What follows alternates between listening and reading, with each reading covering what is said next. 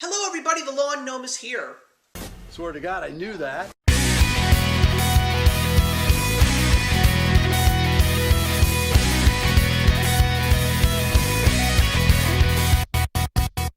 For this episode of TV Sweeps Week, we're going to be taking a look at all the shows that I have been watching on network television.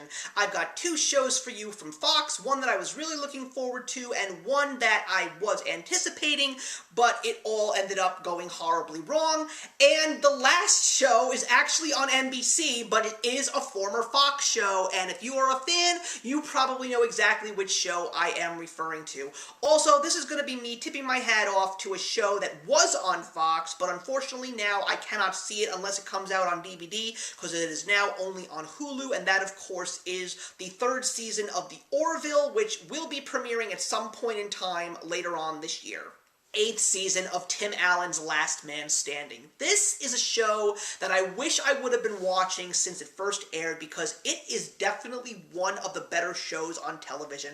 It's one of those sitcoms that really does make me laugh. I love Tim Allen. Home Improvement was such a classic show, and of course as a Disney fan, how could I forget his voice work on Buzz Lightyear? But this show, what I like so much about it is it shows that you can be political, and at the same time, you can still show that it's not meant to be offensive, and you can still have a sense of humor. There definitely were some interesting things that took place on this show this season, especially considering that Mike Baxter's wife, Vanessa, decided to run for assembly to help with education, which I thought was a really good part of the whole season, but I wasn't really too satisfied with the outcome, because I really wanted to see her fight. But I loved what was going on with the kids, and I loved it at the very end when Evie did return for the final episode of the season. But of course, the highlight of this show this year for me, without a doubt, was Jay Leno. He's starting to show up on the show more and more as Joe, and he is just fantastic. I mean, I love that you can definitely say there is life after late night television, because he is just hilarious on this show, and the chemistry between him and Tim Allen is just so great. They make me laugh so much.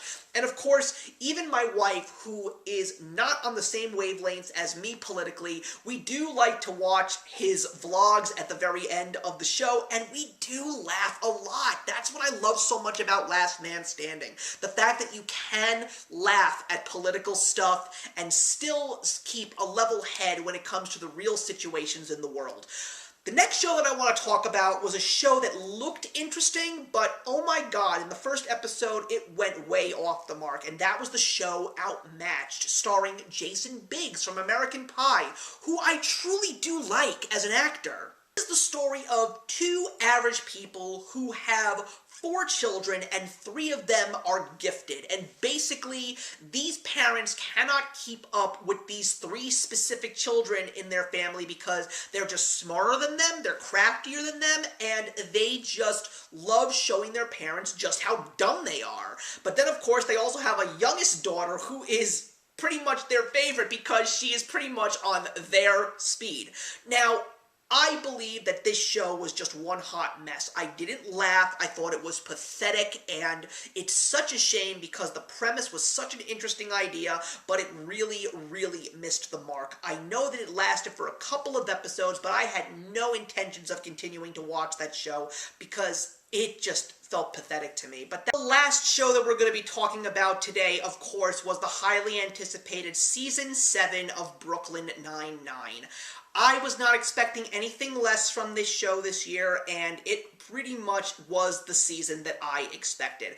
I love the fact that we continued on with the storyline between Jake and Amy, and of course anticipating their new baby, but there were definitely some great highlights in this show, and I definitely think that the highlight of the season in terms of characters this year, without a doubt, was Terry. He made me laugh so freaking hard this entire season, and especially in the heist episode, which is the one episode every season that I am always looking forward to.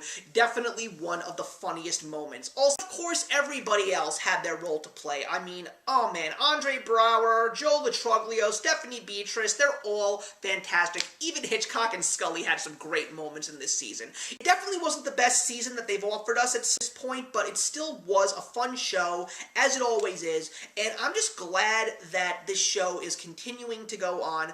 But of course, there always are going to be those shows that do outweigh their welcomes, and sometimes a good show can end up being a not-so-liked show amongst many if it just starts to teeter off and not be what it once was. But I know for a solid fact that there is still a great deal of life left in Brooklyn Nine-Nine, so I'm really curious to see what the next season is going to hold for us. That's it, everybody. Those are my thoughts on all the new shows that I watched during this time frame on the networks, and I'm looking forward to seeing you tomorrow for a final episode of TV Sweeps this summer. I'll see you then.